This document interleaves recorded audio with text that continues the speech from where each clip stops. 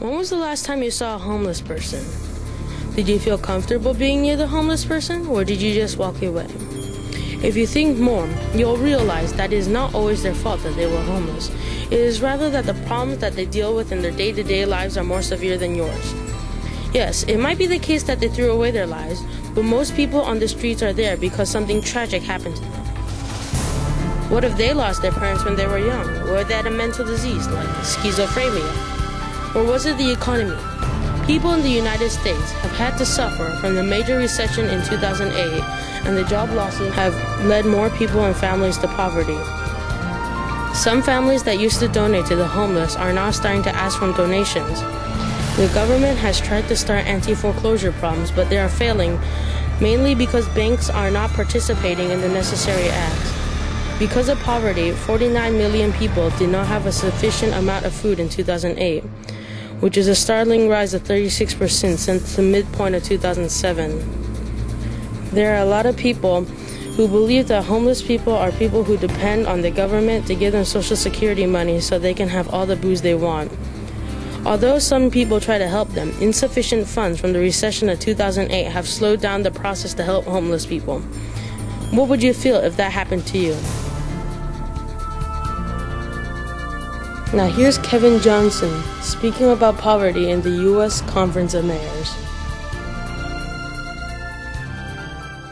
We looked at the great American cities, 27 of them, and there were a lot of things that we had all in common. So let me share a few of those.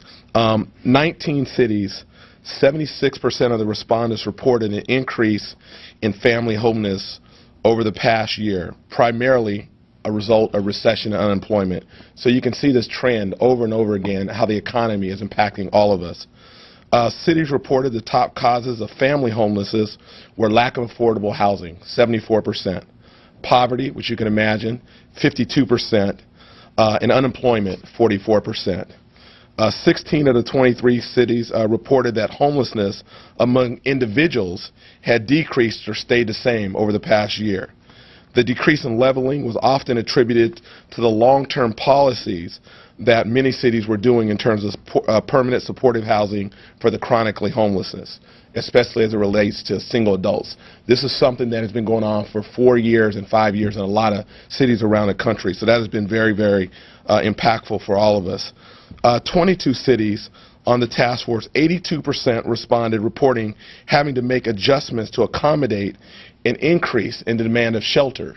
So while in some respect it may look even, there were waiting lists. There's one particular shelter in Sacramento where 300 people are in a waiting list in terms of shelter. So there's been a significant challenge for all of us around the country in terms of this particular problem here. But on the flip side, there was a 14% increase, and some of this mirrors the national trend, some of it exceeds it. So a 14% increase for families. The national trend, 76% of the cities around the country reported an increase in family homelessness.